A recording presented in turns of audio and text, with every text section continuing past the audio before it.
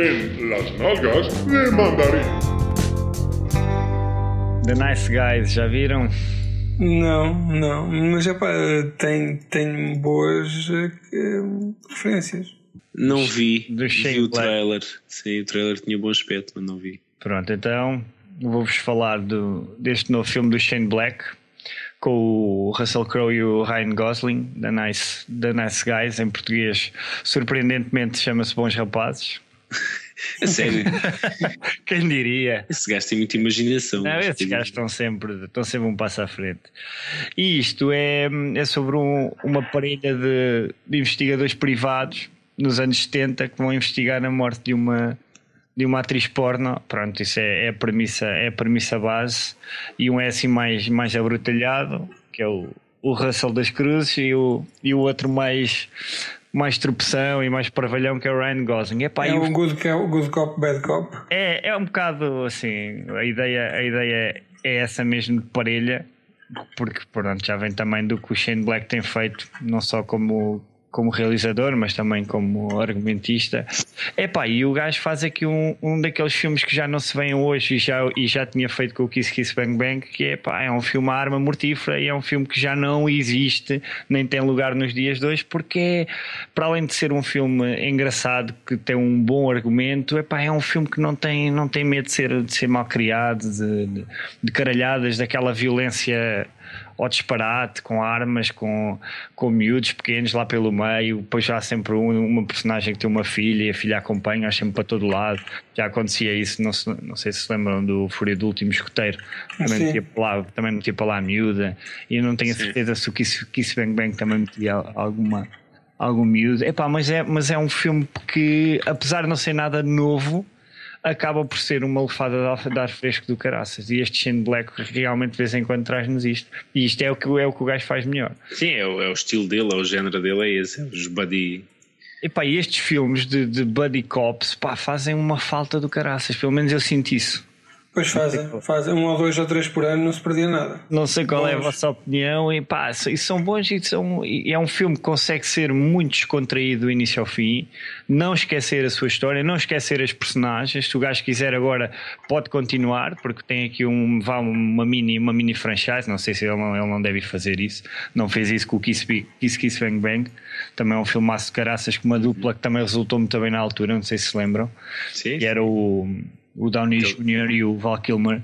Eles falavam para a câmara. O Val Kilmer depois engordou muito, por isso também ele depois ficou deformado. Mas o gajo consegue realmente pegar em dois atores que tu assim do nada ou pensando nunca iria juntar e criar ali uma química do caralho. E na altura eram dois gajos que estavam completamente nas ruas da amargura. Quando o gajo pegou nos dois, estavam os dois nas Mas mesmo estes, quer dizer, não têm perfil absolutamente nenhum para este tipo de filme. Zero.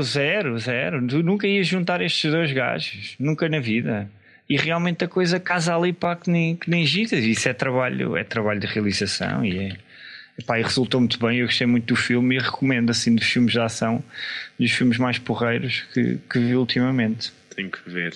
Eu gosto muito deste estilo do Buddy Cops e para mim é o que tu disseste, são sempre filmes descontraídos e que um gajo vê sem pretensões, sem estar à espera de nada do outro mundo, mas que diverte sempre, porque cria sempre ali umas relações muito giras entre as personagens. Também quando não conseguem fazer isso, o filme está morto.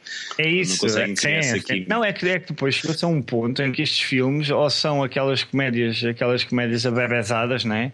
Com a gorda, ou com, não é? Que juntam partes prováveis demais, para maiores doce, não tem piada nenhuma. Pois, e cai muito naquela comédia